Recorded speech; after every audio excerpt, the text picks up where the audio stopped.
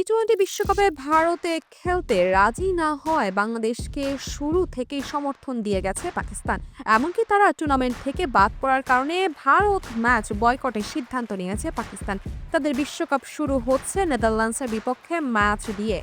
ভালো কিছু করার আশায় পাকিস্তান একই সঙ্গে বাংলাদেশি ভক্তদের সমর্থন চাইলে অধিনায়ক সালমান আঘা ম্যাচের আগে সংবাদ সম্মেলনে বাংলাদেশকে পাকিস্তানের ভাই বলেও সম্বোধন করলেন তিনি।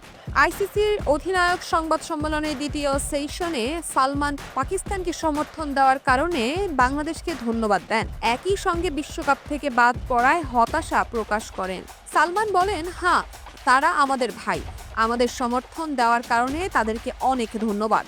তারা বিশ্বকাপে খেলছে না, এটা দেখা সত্যি দুঃখজনক। আশা করি তারা টুর্নামেন্টেও আমাদের সমর্থন দিয়ে যাবে। ভারত ম্যাচ বয়কট প্রসঙ্গে সালমান বলেন, এই সিদ্ধান্ত বোর্ডের নয়, তাদের সরকারের। এটা দলের নিয়ন্ত্রণে নেই। তার ভাষ্য, ভারতের বিপক্ষে খেলা আমাদের নিয়ন্ত্রণে নেই। এটা সরকার এবং পিসিবির সিদ্ধান্ত, আমরা সেটাকে সম্মান জানাই। তারা যে সিদ্ধান্ত নেবে আমরা মেনে চলব। নকআউট পর্বে ভারতের মুখোমুখি হওয়ার সম্ভাবনা নিয়ে তিনি বলেন, সেমিফাইনাল বা ফাইনালে যদি আবার তাদের বিপক্ষে আমাদের খেলতে হয়, আমরা তাদের পরামর্শ জানতে চাইব।